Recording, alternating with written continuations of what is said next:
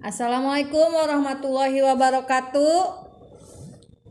Gimana kabarnya? Mudah-mudahan kalian sehat ya.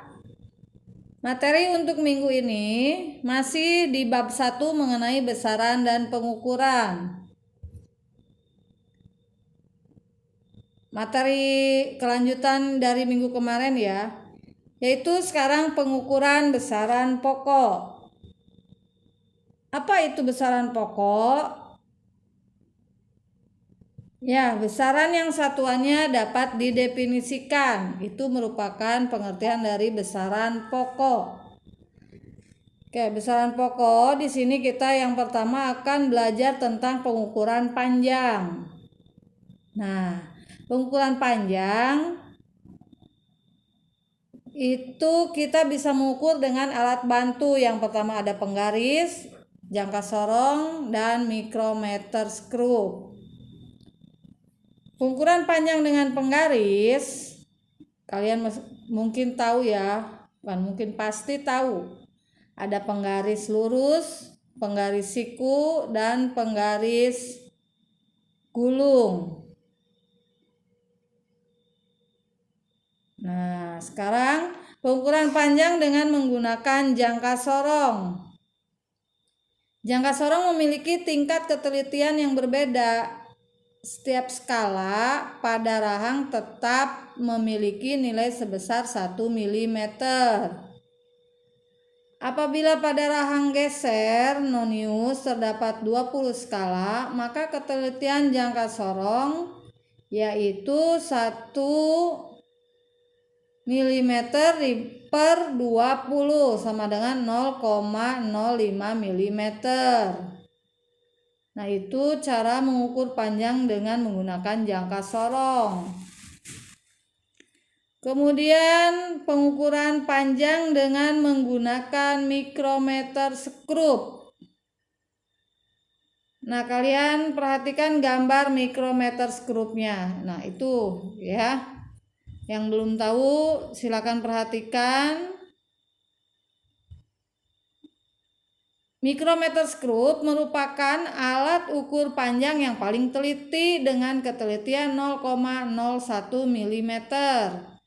Digunakan untuk mengukur tebal benda dan berbentuk plat, lembaran, atau mengukur diameter kawat.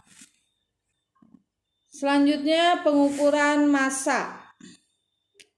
Pengukuran massa ini menggunakan neraca. Ada neraca Ohaus dan neraca biasa. Neraca Ohaus yaitu neraca 2 lengan, neraca 3 lengan, dan neraca 4 lengan. Neraca digunakan untuk mengukur benda yang lebih besar. Neraca ini digunakan untuk mengukur massa hingga 500 kg.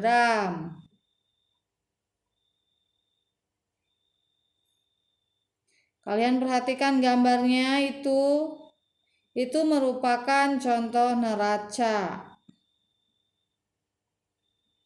Jadi neraca jenis neraca pasar dan neraca Dachin memiliki prinsip kerja yang sama, yaitu berprinsip pada tuas atau pengungkit. Paham ya? Kemudian pengukuran besaran pokok untuk pengukuran waktu. Waktu dapat diukur dengan arloji.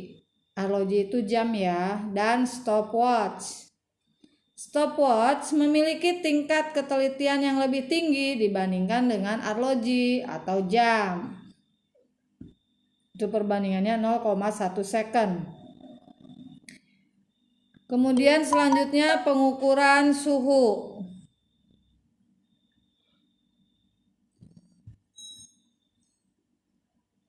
Suhu benda diukur dengan menggunakan alat termometer.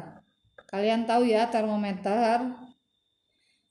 Termometer yang sering dijumpai yaitu termometer klinis yang digunakan untuk mengukur suhu tubuh.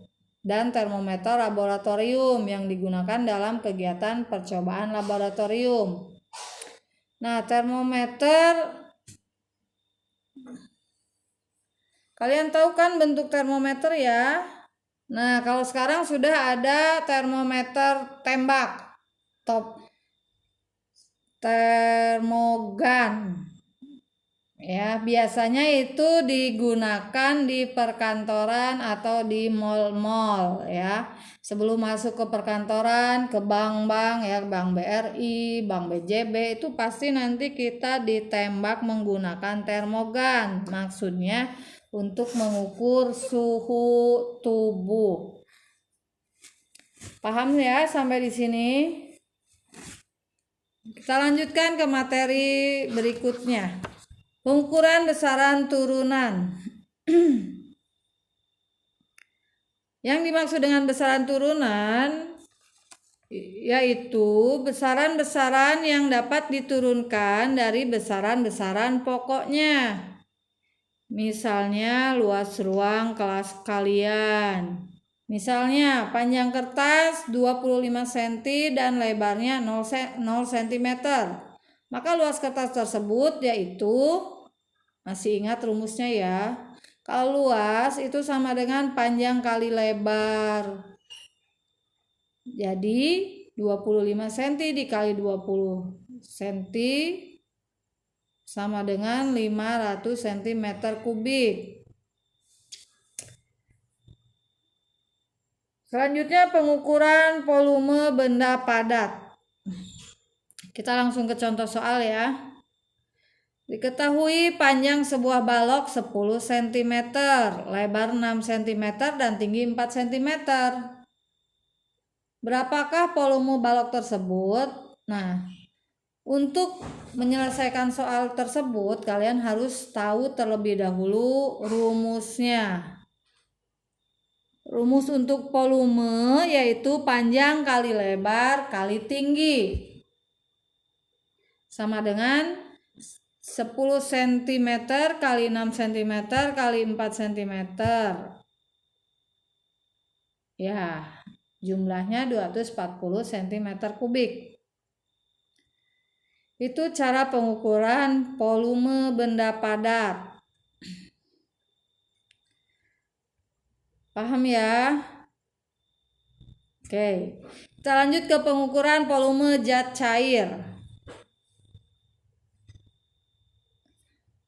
Langsung ke contoh soal. Misalnya pengukuran dilakukan pada cairan spiritus. Hasil pengukuran menunjukkan volume spiritus sebesar 30 ml. Kita lanjut ke materi berikutnya yaitu pengukuran makhluk hidup. Yang terakhir ini ya, materi terakhir untuk bab 1. Ada beberapa contoh bibit padi yang akan dipindahkan dari persemaian untuk ditanam setelah bibit tersebut berusia antara 3-4 minggu atau memiliki ketinggian antara 20-25 cm. Serta ikan lele akan dipanen setelah ikan tersebut berusia antara 1,5 bulan hingga 2 bulan. Yang memiliki massa 1 kg untuk kapasitas 6 hingga 9 ekor. Nah, ini nanti kalian bisa mempelajarinya dengan bantuan buku paket yang sudah kalian miliki. Sampai di sini ada pertanyaan? Ya, kalau sudah mengerti, sampai di sini dulu pertemuan kita hari ini. Terima kasih. Wassalamualaikum warahmatullahi wabarakatuh.